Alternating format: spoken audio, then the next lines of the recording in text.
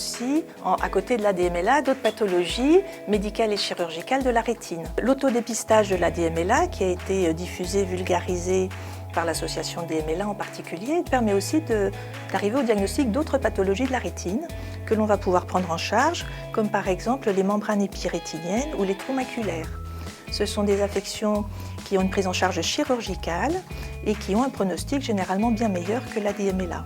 Et ici à Créteil, nous avons un bloc opératoire bien équipé, une équipe de chirurgiens entraînés pour prendre en charge ce type d'affection chirurgicale de la rétine.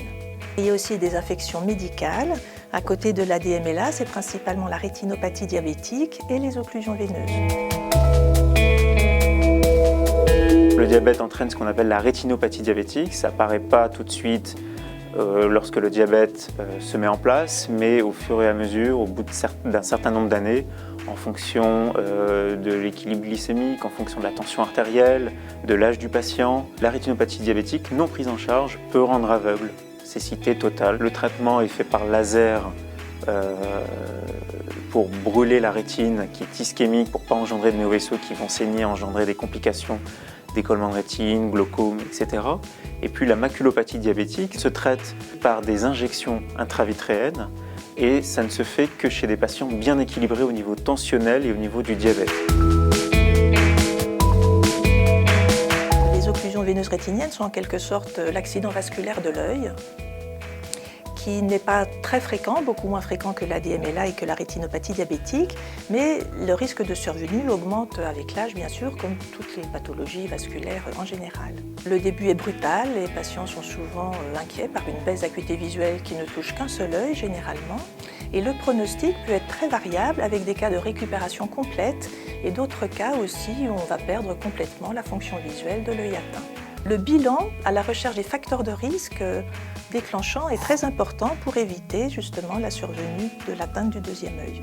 Donc ces facteurs de risque sont, comme pour toute pathologie vasculaire, des facteurs de risque principalement artériels, l'hypertension artérielle, le diabète, l'hypercholestérolémie, le tabagisme, et maintenant un facteur de risque qui était un petit peu méconnu précédemment, qui est l'apnée du sommeil. Le suivi de l'occlusion veineuse repose, comme la DMLA, sur un suivi d'imagerie et le traitement peut consister en du laser ou des injections intravitréennes. Et ces injections intravitréennes sont relativement récentes dans la panoplie thérapeutique des occlusions veineuses rétiniennes et a permis un grand progrès pour la qualité visuelle à moyen et long terme.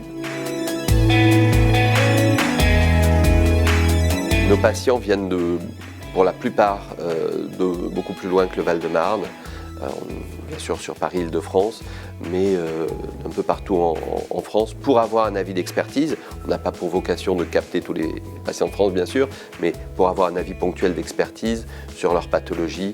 Et c'est vrai que c'est avec plaisir qu'on peut recevoir et que nous sommes adaptés pour recevoir ces patients dans les meilleures conditions possibles. On a régulièrement des patients qui viennent de l'étranger pour avoir un avis focal à un moment donné sur l'expertise sur leur pathologie. Nous avons aussi les centres de référence des maladies rares, c'est ce qu'on appelle les maladies génétiques, comme la rétinopathie pigmentaire, la maladie de Stargardt ou fundus flavimaculatus, comme les striangioïdes. Dans le cadre de ces genres de maladies, il faut une consultation spécialisée.